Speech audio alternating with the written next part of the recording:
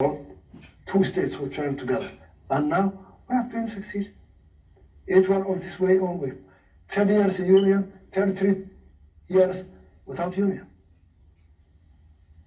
So, no way Somaliland will accept to have a union with Somalia.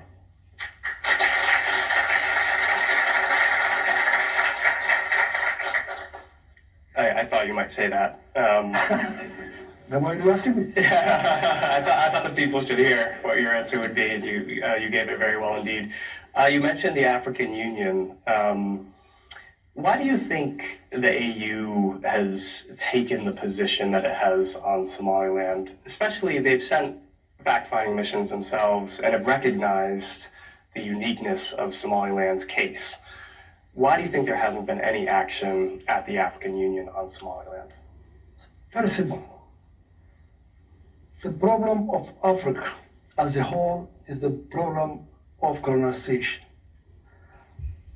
Some leaders of Europe at that time, they were in Berlin, so they took a pencil and they put on the map of Africa.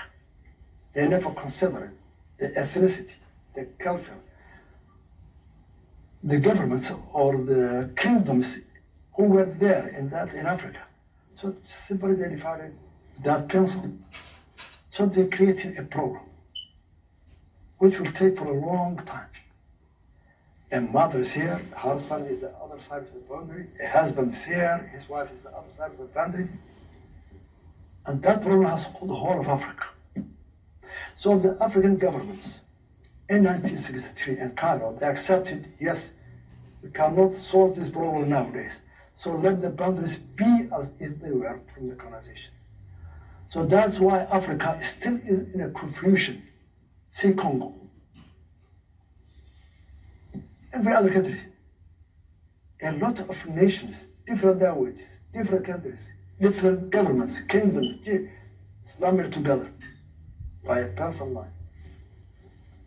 So African leaders, wherever they are afraid that if they accept Somaliland, there may be other countries who will follow that way. But they are wrong.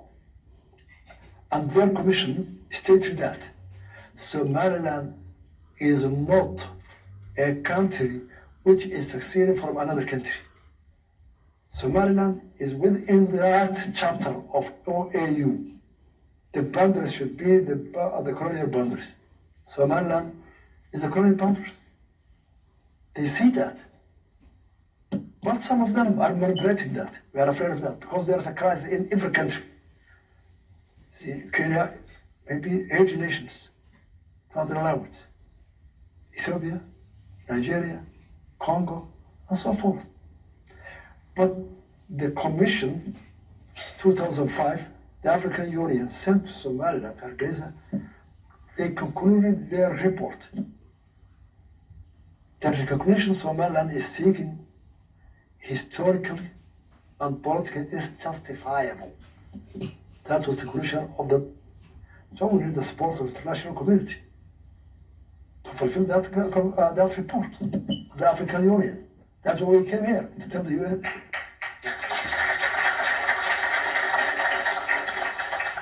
Yeah, I'm not sure the AU listens to the United States much, but perhaps we can put in a word. If the United States government, just not to talk, just if they look at Somalia, the Africans will come together to we want the power.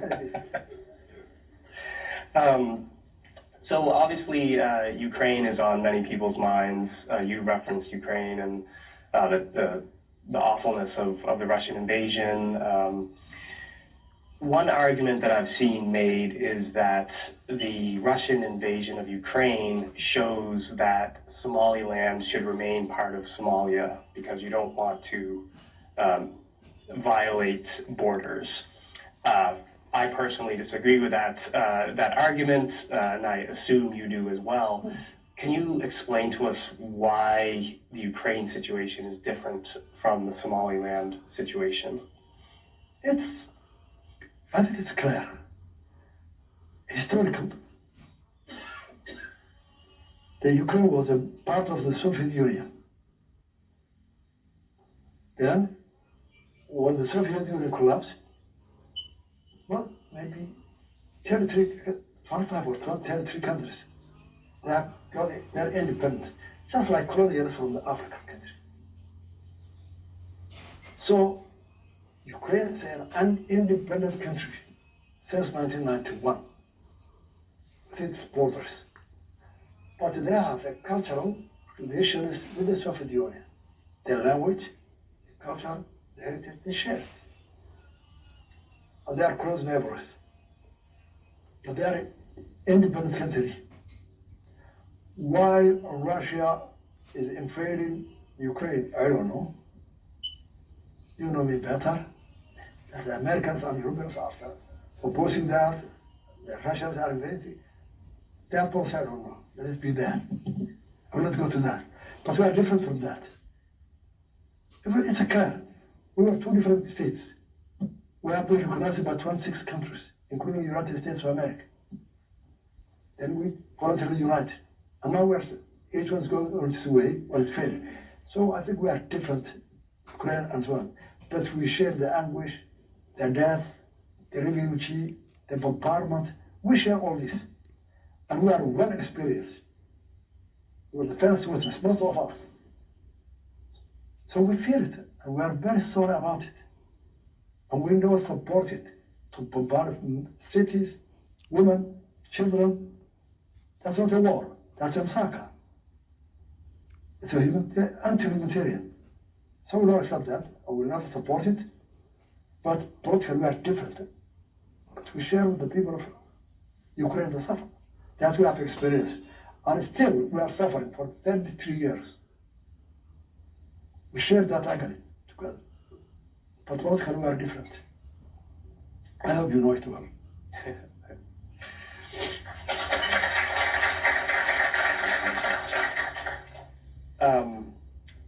Every democracy and country has its problems and its challenges.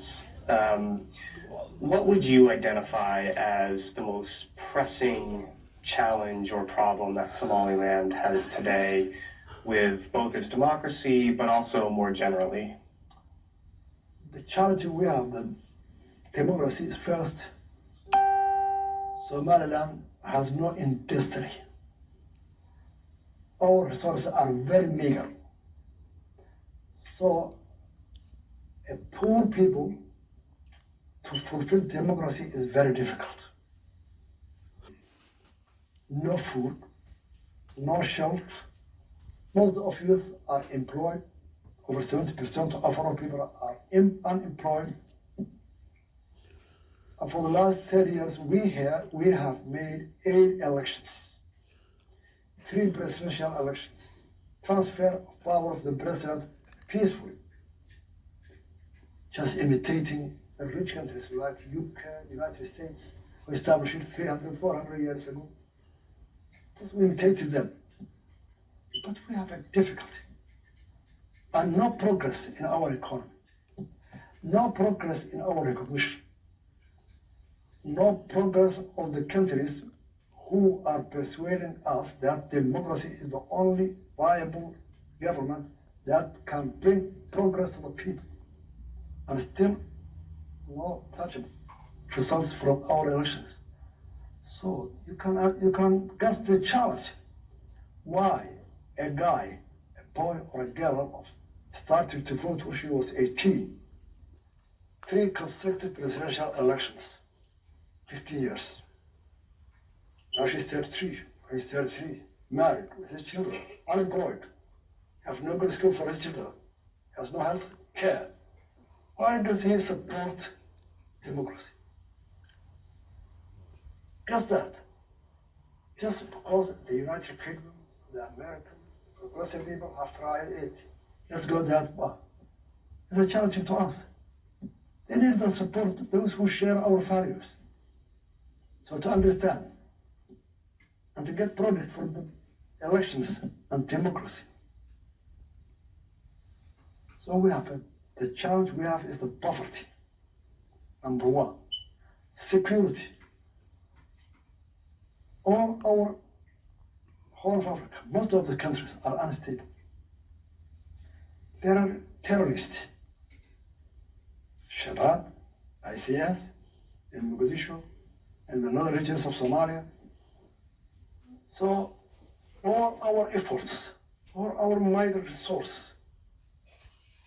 is under the category of what we call security department. 33% of our budget is allocated for the security departments, just to defend Al-Shabaab and ICS from the country. So, yes, democracy, we believe it. Our youth believe it. We have been socialists for the last 10 years. We saw what it is. We're friends of the Soviet Union. I was trained in Soviet Union. You guy is from Odessa, 4 years. So we have tasted what socialism is, what communism is. We have used it, we're chosen it. So we took the path of democracy. Social outcome, free media, free market also. But we need the production of democracy. Our people, they need it. Not rhetoric, democracy, the best way, but we need the product. And we will get that the support of the U.S. people, not the government. U.S. people to understand that, to support and cooperate with the people who share them with their values, humanitarian, free market, free media, and democracy. So we are struggling with it, how to promote it.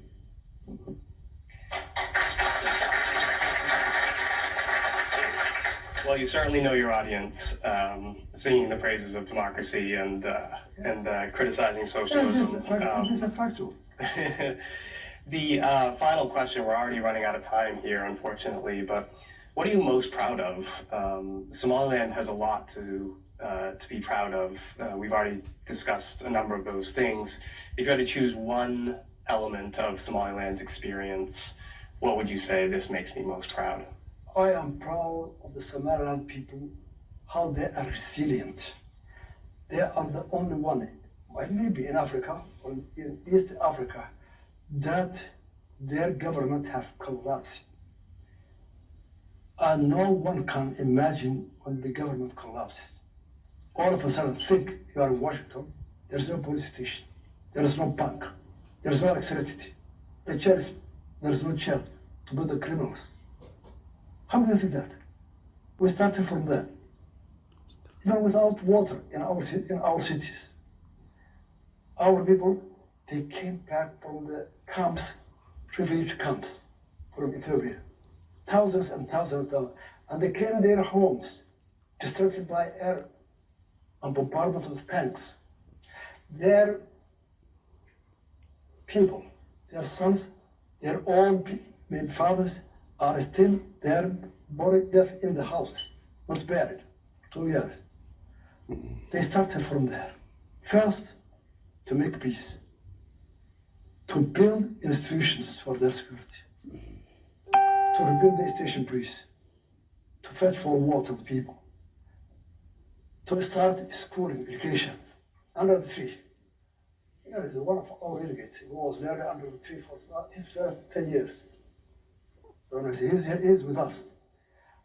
From there, we started to build a government institutions with a very meager help from NGOs. No government in the globe have helped us. And you know, we are very poor people. We have no industry, we have no oil. We have an oil and diamond, but we have not still explored it. So our people are very resilient.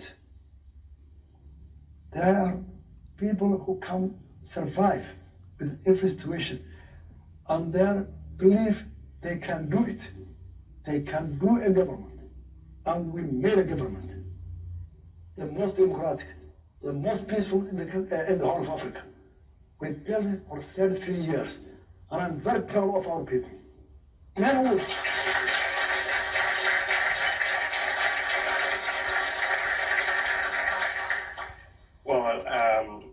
Yeah, you should be proud. It's one of the things that I so admire about Somaliland is what they've created from extraordinarily difficult circumstances. We're out of time, unfortunately, but Your Excellency, we're so grateful that you came here to talk with us. We look forward, hopefully, to hosting you again in the future. Please think of us as friends, and we'll certainly be doing what we can to make American policy a little more rational and a little more beneficial for both our countries with regards to Somaliland. So thank you again. Thank you. It's a great pleasure to me to be in Washington again. I lived there. I think you were not born at that time. 1981 to 83, I was in the Embassy of Somalia in Watergate office for 3 years in Washington. I lived 2 years in Virginia, for Lee, military academy. And I was about 8 months in Colombia, Dayton, Ulbrat Air Base, to be trained as a procurement officer who will deal with. I was one of the first delegation of Somali military officers to enter the Pentagon, 1983. The first delegation. The Vice Minister, the Minister of Defense at that time from Mogadishu. So it's a great pleasure to be back in Washington, America, to see how they changed it, the progress you made, but still the Capitol Hill and the mall are the same as they were. Well, thank you again, Your Excellency. It's no time for me to be there, 1 week to go. I have no time to go around to my school in Fort Lee or a higher daytime, or to my house in Duke Street. My good friend, the restaurant, with me at that time. I have no time to go around there. But it's a great pleasure to be back here again. Thank you very much. Remain seated until the President and the delegation leave the... Thank you very much. Thank you. Thanks very much.